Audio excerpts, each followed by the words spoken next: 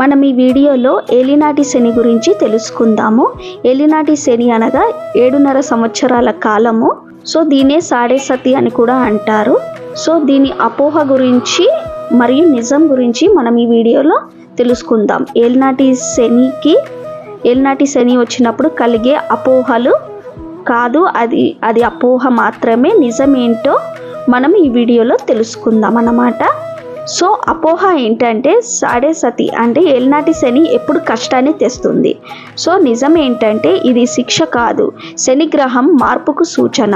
So ఇది ముందుగానే మీరు అర్థం చేసుకుంటే, అనగా పాపాలు చేయకుండా ఉంటే కష్టం తప్పుతుందని మీరు అర్థం చేసుకోవాలి.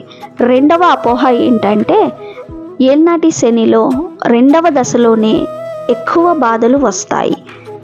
సో ఇది అపోహ.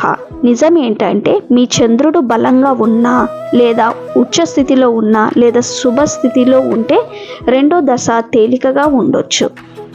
మూడవ అపోహ ఏంటంటే నలుపు దుస్తులు వేసుకోవడం లేదా ఇనుప వస్తువులను దూరంగా పెట్టడం శనికి నచ్చేలా చేస్తుంది. ఇది అపోహ. నిజం ఏంటంటే పరిహారాలు వ్యక్తిగత జాతకానికి అనుగుణంగా ఉండాలి. సాధారణ నిబంధనలతో శని ప్రభావం తగ్గదు. ఇక నెక్స్ట్ అపోహ ఏమిటంటే శని కారుణ్యం లేని శిక్షకుడు అని కాదు. నిజం ఏమిటంటే శని న్యాయప్రియుడు. గత జన్మలో చేసిన అన్యాయానికి తగిన ఫలితం ఇవ్వడమే శని గ్రహ ధర్మం. సో ఇదండి ఏలినాటి శని యొక్క ప్రభావాలు, అపోహలు, నిజం. నా ఈ వీడియో మీకు నచ్చినట్లయితే లైక్, షేర్ అండ్ సబ్స్క్రైబ్ చేయండి. అలాగే మీ జాతక వివరాలు తెలుసుకోవడానికి నా ఈ నంబర్ని సంప్రదించండి. ధన్యవాదాలు.